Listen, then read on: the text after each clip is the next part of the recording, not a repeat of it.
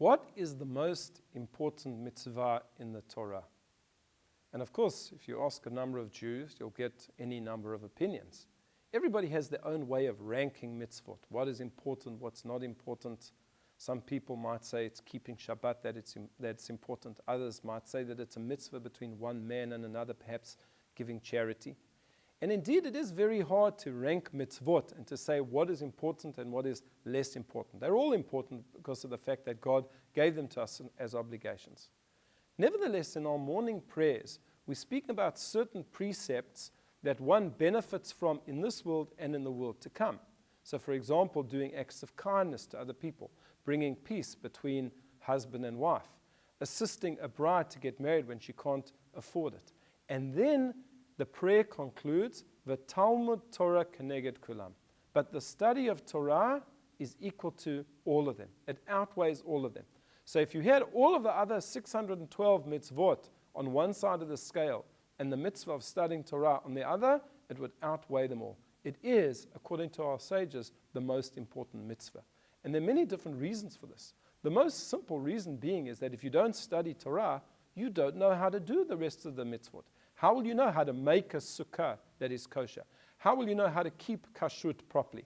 How will you know how to write tefillin? How will you know how to do the mitzvot of charity? There are a lot of different rules and requirements and details.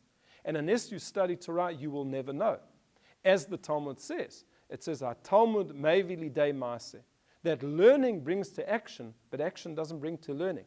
If you have a Jewish community where there is a focus on Jewish learning, that's going to bring Jews to do mitzvot. But if you have a Jewish community where people are just doing mitzvot, but they're not learning, ultimately those mitzvot are also going to disappear. And also those mitzvot become quite rote and meaningless. Why are we doing them? We're just going by the habits of our forebears. Learning Torah teaches us the importance of mitzvot. But there's more to it than that. Learning Torah is actually plumbing the depths, if you like, of God's mind. God is completely infinite. How do we relate to Him? We're just finite beings, beings of flesh and blood. How do we relate to God? The only way we can do it is to come into contact with His Torah, because that is the wisdom that He gives to us. So learning Torah is also a way of connecting ourselves to Hashem. But there is another difference, and this we could bring out with the festival of Shavuot. We all know that the most transformative event in Jewish history was when the Jewish people received the Torah.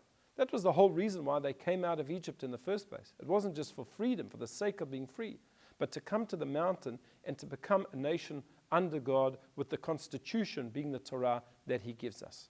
And this fancy, big process and event takes place at Mount Sinai. God gives us the Torah. He says the Ten Commandments. We receive the tablets and ultimately the Sefer Torah that Moshe gives us. So one would think that Mount Sinai is the most special place in Judaism and that there should be a mitzvah to make a pilgrimage to Mount Sinai. But that's not so. In fact, according to traditional Jewish sources, we don't even know where Mount Sinai is.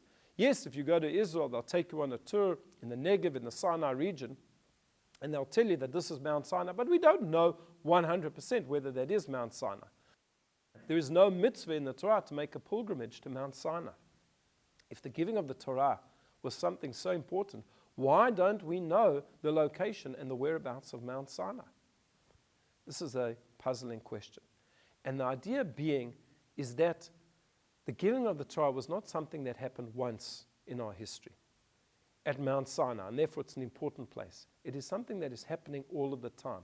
In the blessing that we say for Torah, we thank God, Asher natan lanu et Torah, He gives us the Torah, Baruch atah Hashem, noteina Torah. Blessed are you, God, who gives us the Torah. We say it in the present tense.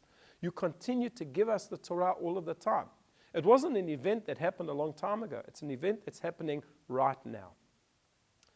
And that's why it's not important to know the location of Mount Sinai, because that would be concentrating on a historical event. But learning Torah is not a historical event. There is another difference. And this difference is brought out in the book of Mishlei, Proverbs, where King Solomon tells us, Ki ner mitzvah v'Torah or. A mitzvah is like a lantern, but the Torah is just light. Why is a mitzvah compared to a lantern? A lantern is a physical thing. You have the actual earthenware utensil, you have the oil, you have the wick, and that produces light when you light that wick. It's a physical thing. Mitzvot also, although they are spiritual deeds, are all done with something physical. You need a lulav and etrog, you need a sukkah, you need Shabbat candles, you need tefillin. They can be done only in a particular time and place. And therefore they're like a lantern, which is a physical item. But Torah is simply light. It's not a physical thing. You can learn the mitzvot of Pesach on Sukkot. You can learn the mitzvot of Sukkot on Pesach. It wouldn't help you to eat matzah on Sukkot. You wouldn't be fulfilling a mitzvah. It wouldn't help to sit in a sukkah on Pesach. You wouldn't be fulfilling a mitzvah.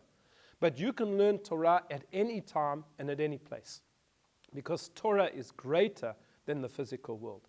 It goes and it transcends anything physical. And that is what we are celebrating on Shavuot. Although it is a time that we commemorate the giving of the Torah, when the Torah speaks about Shavuot, it doesn't in fact connect Shavuot at all to the giving of the Torah. Why is this so? Because the Torah is primary. The Torah is not something that's locked into a time and a space. It can be done at any time and in any place. And that makes it the greatest mitzvah of all. So I wish you all a Chag Shavuot Sameach, and may we all merit to once again receive the Torah in our lives. Chag Sameach.